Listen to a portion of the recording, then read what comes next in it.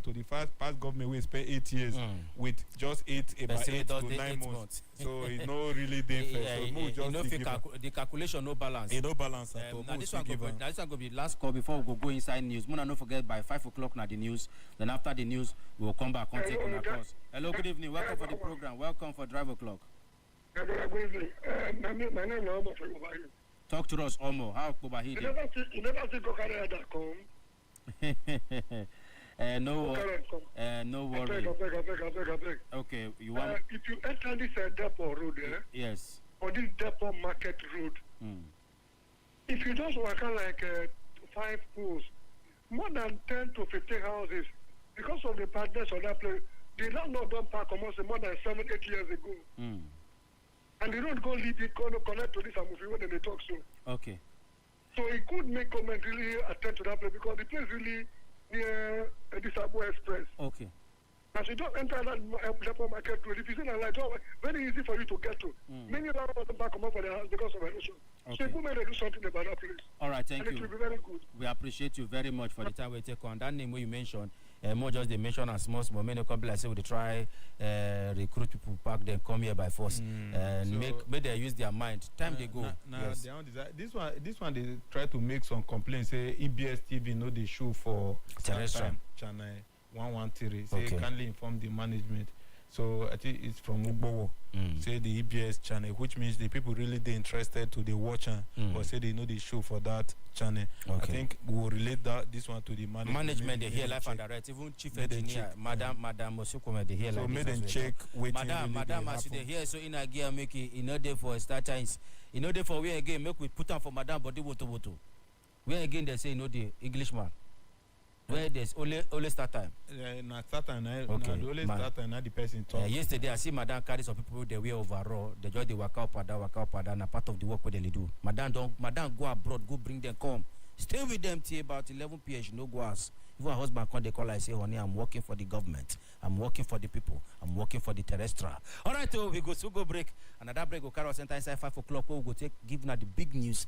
And after the news, we'll come back from 5:30. Carry on go reach 7 o'clock. I beg, make una no touch the dial. Not users.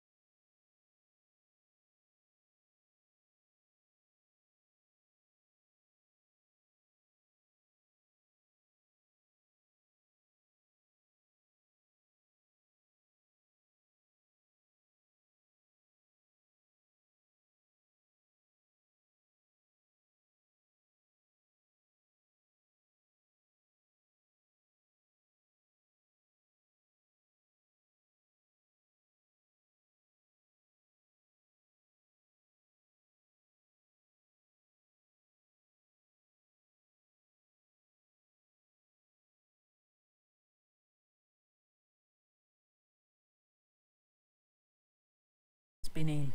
Nation. We bring you current news as it happens from around Nigeria and the world. Welcome to the news. First, the headlines. Supreme Court reaffirms Governor Okpebholo as winner of the Edo State governorship election. Senate calls on the federal government to end the direct enrichment of private electricity distribution companies with public funds. Economic and Financial Crimes Commission Chairman Ola Olukayode urges the National Assembly to urgently pass laws criminalizing unexplained wealth. I am Gloria Osuma, bringing you the details. The Supreme Court has affirmed Monday Okpebholo as governor of Edo State and rightful winner of the September 21, 2024 governorship election. This is the decision of a 5-member panel of the EBS court after dismissing the appeal by Asui Ighodalo of the People's Democratic Party, who claimed to have won the election. In the lead judgment delivered by Justice Lawal Garba, the court held that the appellants failed to prove their case of overvoting, non-compliance with the Electoral Act, among other infractions, which they cited as grounds to force the electoral victory of Okpebholo.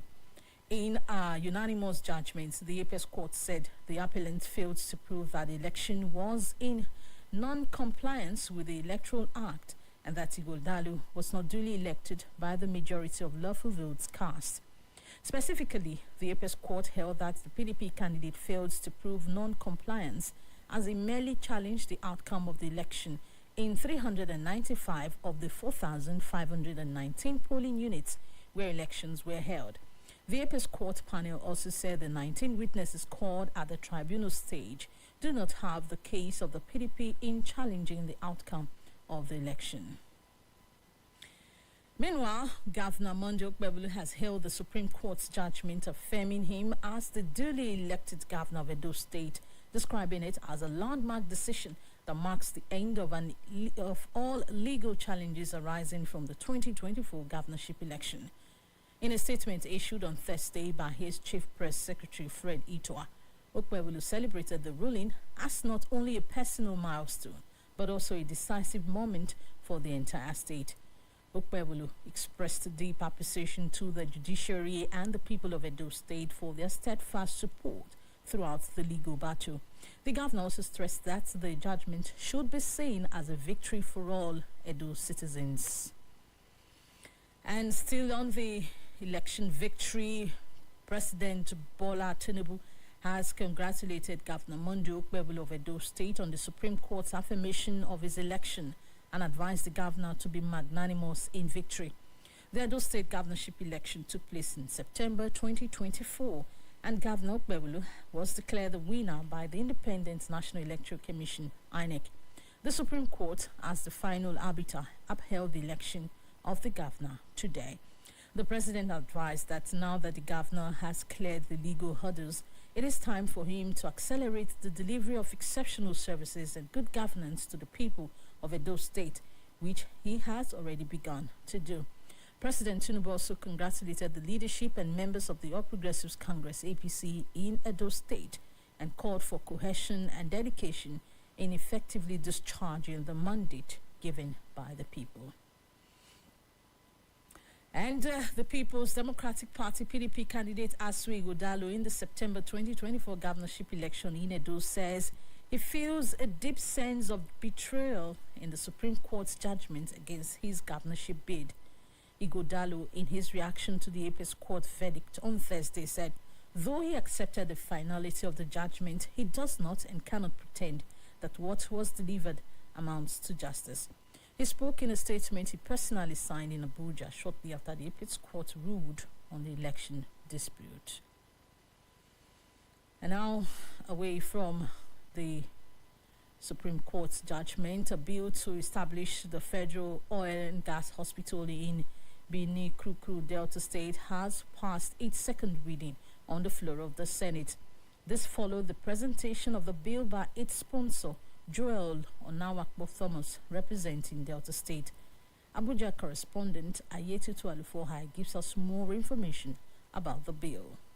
The bill to establish the Federal Oil and Gas Hospital in Benin, Delta State is aimed at providing specialized and comprehensive healthcare services to workers in the oil and gas industry, as well as to communities impacted by exploration activities. Sponsor of the bill, Senator Joel Onowakpo Thomas, said that the hospital will ensure easy access to quality healthcare services, thereby reducing health risk associated with oil and gas operations. The Delta South Neutral District has the highest offshore crude oil production in Delta State and second in the country.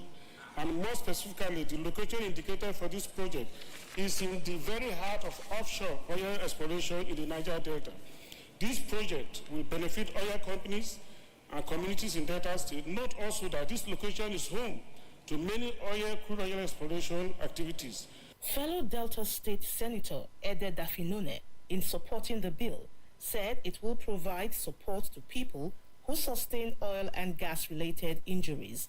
And there's no alternative nearby remedy for injuries in the oil and gas industry. So again, it is very well cited. The funding is coming from the Nigerian Content Development Monitoring Board, which means that there's no additional pressure on the funding of the federal government. I think this is ideal, sir, and I firmly support the establishment of this oil and gas hospital. On earth, to establish the Federal Oil and Gas Hospital, Benin, Delta State, to provide for comprehensive medical services for workers in the oil and gas industry, as well as communities affected by oil and gas operations and explorations, and for related matters, second reading taken. The bill has been referred to the Senate Committee on Health for further examination and to report back within 4 weeks.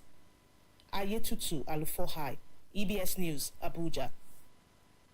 In another development, other committees set up by the House of Representatives to investigate implementation and remittance of 5% user charge on pump price of petroleum products for road maintenance has inaugurated 2 stakeholders committees. The subcommittees are expected to address issues surrounding the collection and disbursement of the charges. EBS National Assembly correspondent Henrietta Momodu gives details of the panel's inaugural meeting held in Abuja.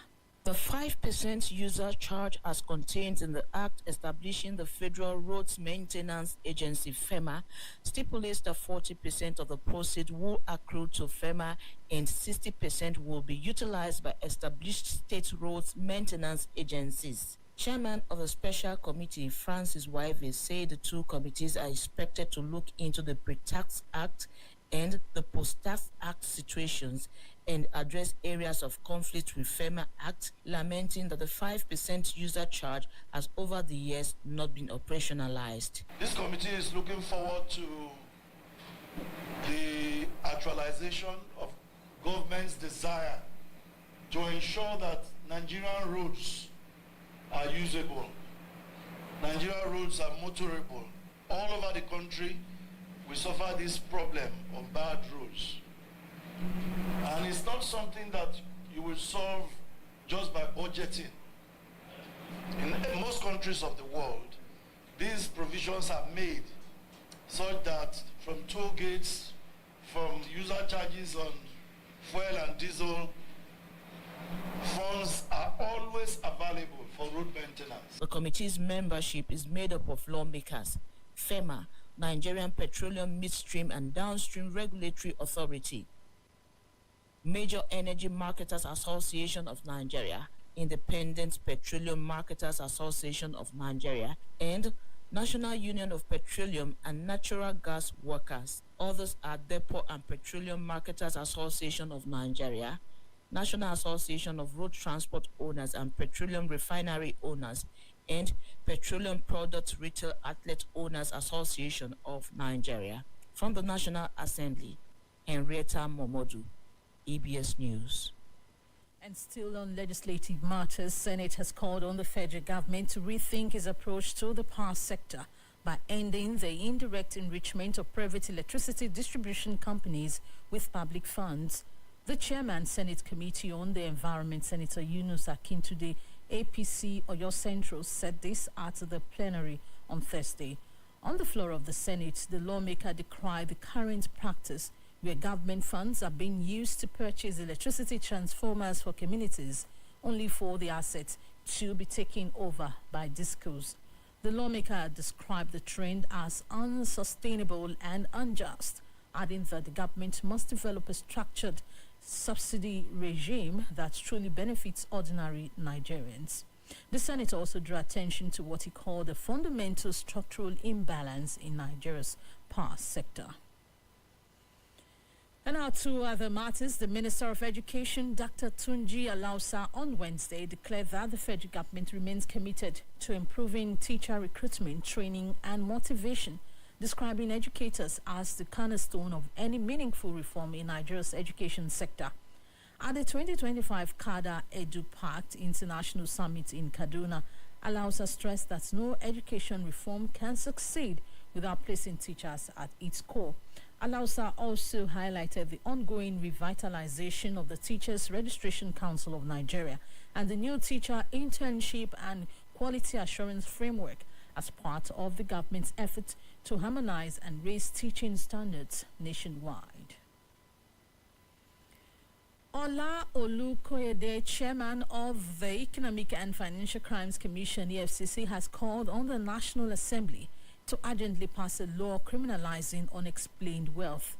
He emphasized that Nigeria cannot win the anti-corruption war without holding public officers accountable for assets far beyond their legitimate earnings. Olukoyede revealed that the Commission has only just started to scratch the surface of corruption in the extractive industry. The EFCC chairman lamented the legal bottlenecks hindering the Commission's ability to prosecute suspicious cases. He explained that investigations into public officers often stall because the law requires a predicate offense before assets can be seized or charges filed. The proposed litigation would make it a strict liability offense for individuals to possess assets grossly beyond their known and legal income sources. Olukoyede emphasized that this would hold individuals accountable for their wealth and prevent corruption.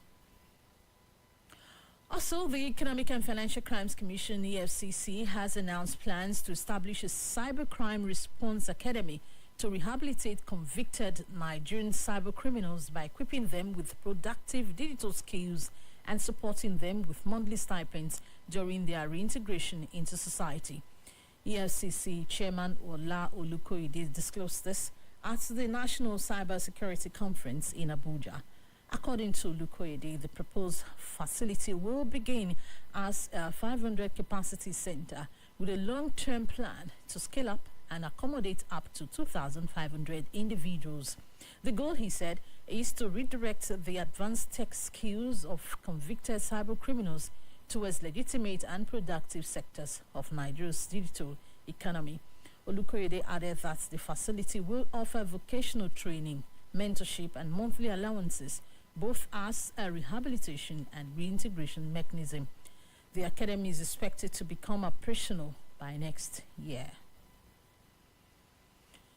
Most vehicle owners on the Benin-Agbo Highway axis of Benin City, the Edo State capital, have been compelled to abandon their vehicles at home, occasioned by the worsening condition of the federal highway.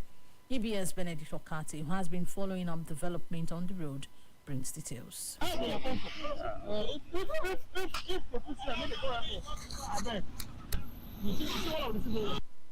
This is the second visit to this Benin-Agbo Highway in the last 5 days.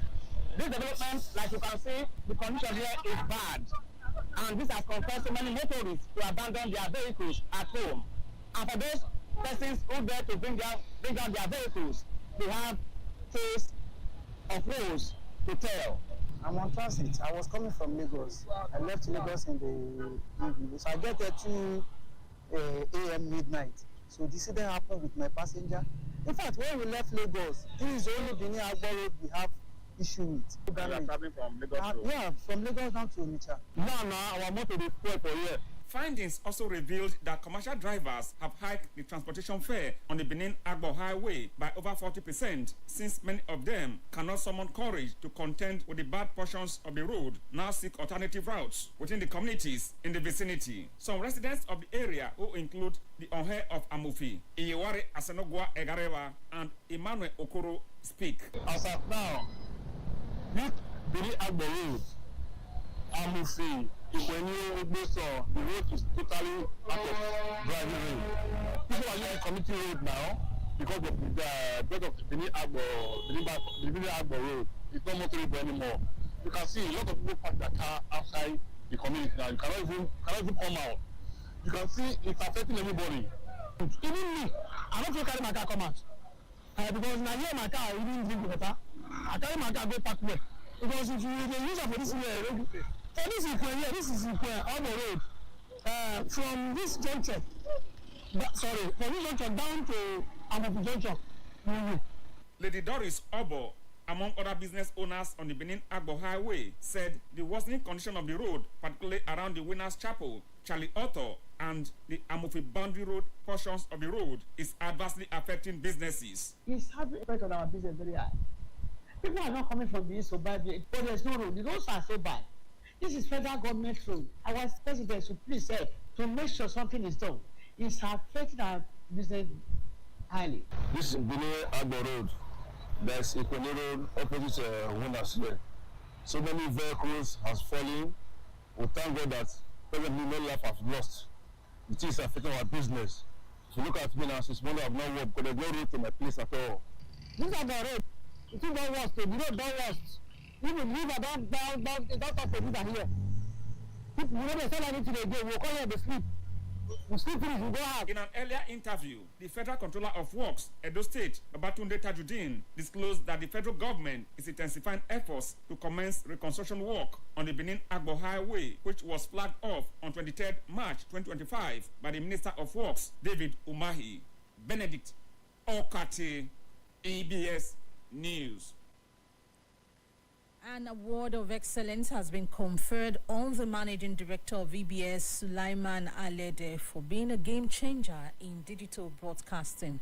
The award was conferred on the EBS boss by the veteran presenter of Reggae Extravaganza on EBS Radio, Senior Kings Ugbebo. Robert Ugbebo reports.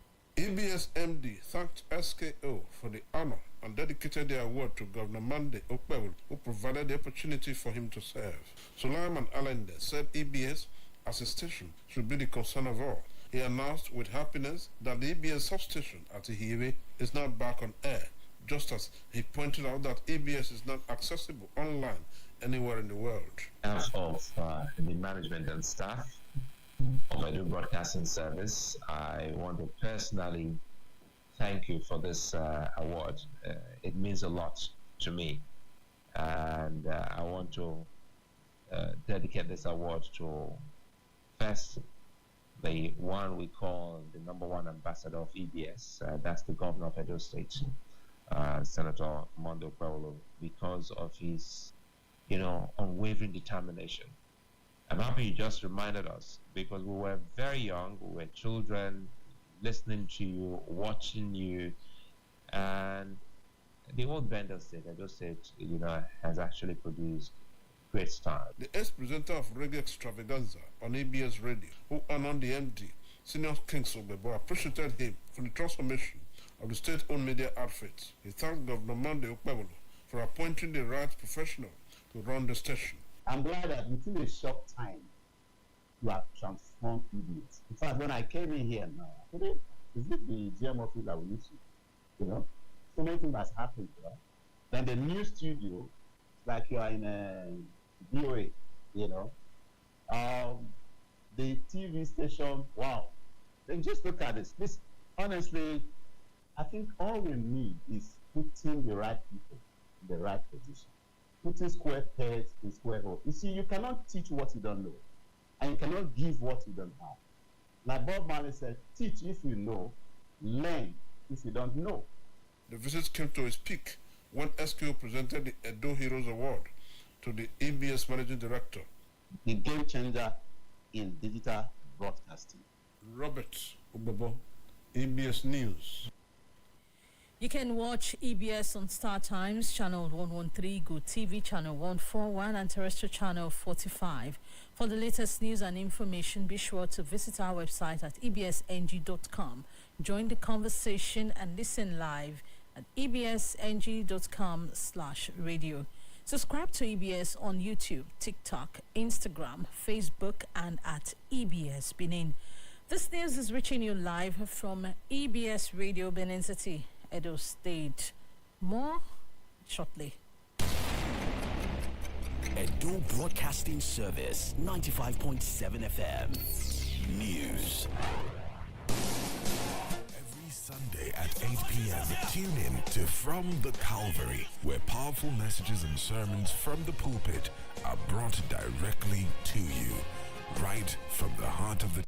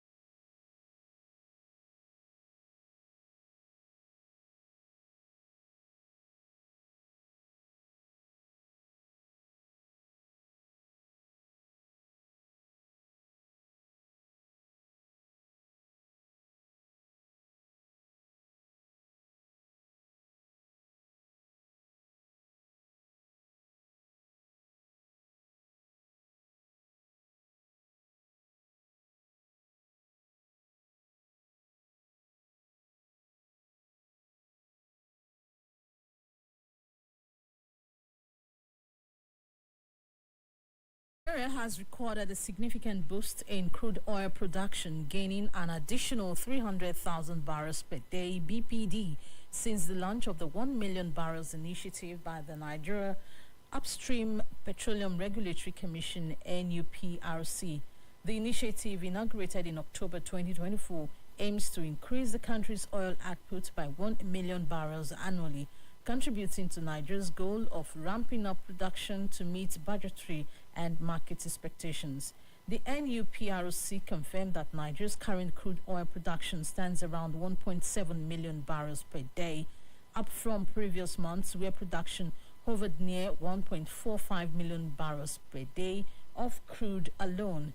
This rise reflects incremental gains attributed to new investments and improved operational efficiencies driven by the initiative. Komolafe disclosed this in Abuja at the workshop organized for journalists covering the oil and gas sector. He noted that the rig count, a key indicator of drilling activity, reveals the level of vibrancy and activity in the industry. According to the Commission's data, approximately 46 active rigs are currently driving Nigeria's oil production. Komolafe, however, attributed the steady growth in the rig count to the enactment of the Petroleum Industry Act (PIA) in 2021 and the Commission's commitment to increasing oil production in the country. Special Advisor on Communication and Advocacy to the Chairman of the Federal Inland Revenue Service (FIROS), Collins Omokao, has stated that the partnership between FIROS and the International Monetary Fund's AfriTac West 2 AFW2 is delivering tangible results in Nigeria's tax administration system. This was highlighted during AFW2's 12th regional meeting and field visits to the FIROS headquarters in Abuja. In a statement issued after the visit, Omokao reaffirmed the commitment of both organizations to strengthening tax compliance, modernizing revenue collection, and fostering economic growth across West Africa. Over the past year, the collaboration has yielded measurable results including the integration of behavioral insights to reframe taxation as a civic duty rather than a burden, and a detailed VAT revenue gap analysis that has improved policy design and compliance strategies. The partnership has also facilitated specialized audit training for high-risk sectors such as finance, with plans to expand into the telecommunications sector. In a move aimed at strengthening climate leadership within Nigeria's corporate boardrooms, the Climate Governance Initiative, CGI Nigeria, has officially launched as the 34th chapter of the Global Climate Governance Initiative, a global network guided by the World Economic Forum, WEF, to drive corporate governance reforms around climate risk and resilience. The Nigerian chapter, founded by Adebeju Adebajo, a leader in Nigeria's sustainability landscape, and chaired by Dr. Maima Bello Sagi, who leads the advisory board of CGI Nigeria chapter, is expected to provide local board of directors with the knowledge, tools and strategies needed to navigate climate-related business risk and opportunities. During the virtual launch, chairperson of the CGI Nigeria Advisory Board, Dr. Maima Bello Sagi, chairman of the CGI Nigeria Advisory Board, stated that climate change is no longer a distant, esoteric or environmental concern, but a societal concern that impacts the long-term value of Nigerian businesses and communities. Bello Sagi describes CGI Nigeria as a movement that has recognized that when climate change issues are properly understood in the boardroom, they can become a driver of innovation, resilience and growth, whether through green finance, clean energy, regenerative agricultural and circular business models. The National Agency for the Control of AIDS has announced plans to convene the 7th National Council on AIDS, which will focus on Nigeria's HIV response in the context of evolving global AIDS dynamics. The agency made this known in a statement signed by the Chairman Planning Committee, Dr. Daniel Undukwe, on Thursday. The event, to be held in Lagos with support from the Lagos State Agency for the Control of AIDS, is aimed at advancing national HIV sustainability agenda in the changing global policy on AIDS. The meeting is designed to bring together representatives from government ministries, civil society, development partners, and affected communities, with discussions focusing on ensuring the long-term sustainability of HIV prevention, care, and treatment programs nationwide. The National Business and Technical Examinations Board, NABTEB, has released results of the 2025 Technical and Vocational Education and Training TVET for admission into federal technical colleges. It said 14,685 candidates, representing 61% out of 29,260 candidates that sat for the examination, scored below 50%.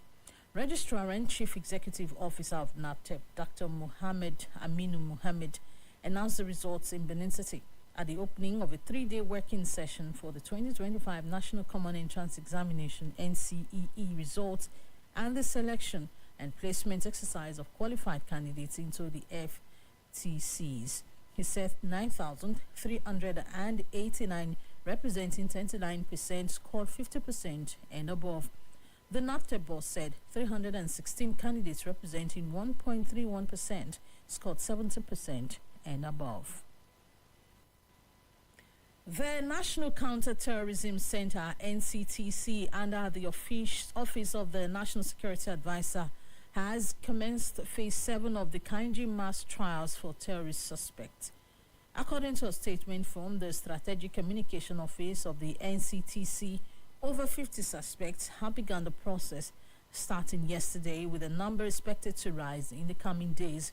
The federal government in December 2024 secured the conviction of more than 200 terrorists successfully prosecuted during the Phase 6 terrorism trials held at the Kainji detention facility in Niger State.